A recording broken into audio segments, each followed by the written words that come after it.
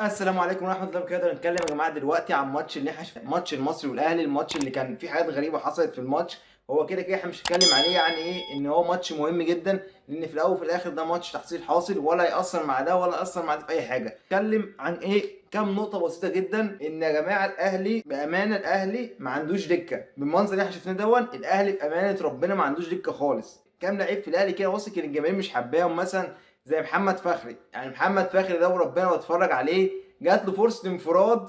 مش عارف، انا مش عارف هو ايه اللي عمله. هو بيخترع، يعني هو اخترع حاجه جديده في الكوره في الوقت ده التفسير الوحيد ليه. طاهر محمد طاهر يا جماعه، والله يا جماعه طاهر محمد طاهر لعيب بتاع الشو بتاع البوم متاخر. لو اي مناسبه انا هخترع لكم احتفال، هجيب لكم ترند اغنيه، هعمل لكم اي حاجه، بس اتفرج على احنا دلوقتي بنتفرج. المفروض دول ايه؟ بدلاء اللعيبه الاساسيه. لا، اداء رايح خالص. الصراحه عيب قوي على المصري ان هو ما استغلش الماتش وكسب. الصراحه ربنا عيب قوي ان المصري المفروض بخبره لعيبته دي ان هو يستغل الفوز. بتلعب نص الفرقه ناشئين اصلا كله. الشوط الاولاني كله يا جماعه المصري عمل فرصه واحده ورأفت خليل انقذها، وخلاف كده الاهلي كان ماسك الكوره وخلاص. بس الاهلي كانش بيعمل اي خطوره، والمصري كان كل خطورته من الكرات الثابته اللي كان بيعملها بطريقه حلوه قوي. الياس الجلاصي ده يا جماعه، يا ريت رجاء من اداره نادي الزمالك ان هي تخلص فيه.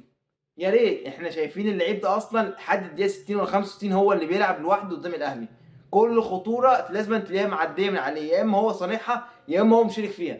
يا ريت اداره نادي الزمالك تستغل الفرصه وتعاقد مع اللعيب، علشان اللعيب سنه كبير برضه، يعني سنه مش صغير، عنده 29 سنه. يعني نلحق 3 مواسم ينقذنا من العاهات اللي عندنا. احنا اصلا ما عندناش نص ملعب خالص. يعني انا ببص كده في الزمالك ما فيهوش اي نص ملعب محترم. مش هقول اكتر من كده، نص ملعب بيأدي. احنا عندنا بسم الله ما شاء الله، يعني بسم الله ما شاء الله، السيسي، رؤى، دونجا، وبوما. والله يا جماعه دي اسامي لعيبه. الناس الجراس يجي يشدنا شويه لقدام.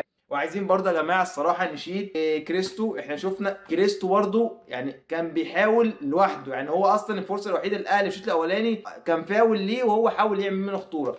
والصراحه يعني كريستو لعيب محتاج تتصبر عليه. بس هو محتاج شويه وقت مع اللعيبه الكبيره هتشده معاه. هو بس محتاج ايه؟ ناس تساعده. لكن بالمنظر اللي احنا بنشوفه يعني الاهلي بيعمل هجمه 4-3 بيتعازموا على بعض. يعني انا بتفرج ايه الضحك اللي انتوا بتقدموه ده. بس كريستو هو بس كل اللي محتاجه وقت وصبر، ومع لعيبه تشيله وتسنده، عشان هو برده يعني ايه يعني لسه ناشئ، فمحتاج لعيبه تزقه لقدام وهيتطور في حته ثانيه. كان كل قاعد بيسجل شويه ملاحظات ليه بره. انا متاكد منه ان كولر بيكتب ان نص الفرقه دي مش عايزها. يعني النص اللي هو بقى ايه، مشي مشي مشي. بس كولر ما كانش بيكتب ملاحظات، لا كولر كان بيكتب اسامي الناس اللي هيمشيها. وبنسبه كبيره اصلا الماتش كولر والاهلي بيسوقوا اللعيبه عشان يمشوها. بس ده خلاص الحوار. في الاول وفي الاخر ده كان ماتش كان فيه عك كتير بين الفرقتين. المصري جات له كذا فرصه في الشوط الثاني ينهي الماتش، تألق علي لطفي انقذهم في فرصتين مؤكدين. بس هو ده ملخص الماتش ايه؟ هنحطه في مكانه الطبيعي ان هو ماتش تحصيل حاصل. هنتكلم برضه عن اخر نقطه معانا، اعتزال اللاعب محمد عبد الشافي لاعب الزمالك. محمد عبد الشافي من اللعيبه المحترمه جدا اللي كل جماهير مصر بلا استثناء، اهلي زمالك اي فريق، بيحب محمد عبد الشافي. اللعيب الوحيد اللي عمره ما يطلع يعمل شو ولا يعمل اي حاجه في الاعلام. اللعيب الوحيد اللي محدش يسمع صوته في التجديد، لما راح اعاره للسعوديه، لما رجع، لما اعتزل. يا جماعه لعيب انا هعتزل دلوقتي ومش هكمل عقدي، مع انه ماضي عقد وممكن يقعد السنه دي ياخد فيها فلوس وكل حاجه. قال لك لا، طالما انا مش هلعب انا مش هقبل الفلوس. يعني بامانه رمز الوفاء والاخلاص لنادي الزمالك. بامانه ربنا عبد الشافي من اللعيبه المحترمه اللي تحرج اي حد ان هو يتكلم عليه وحش.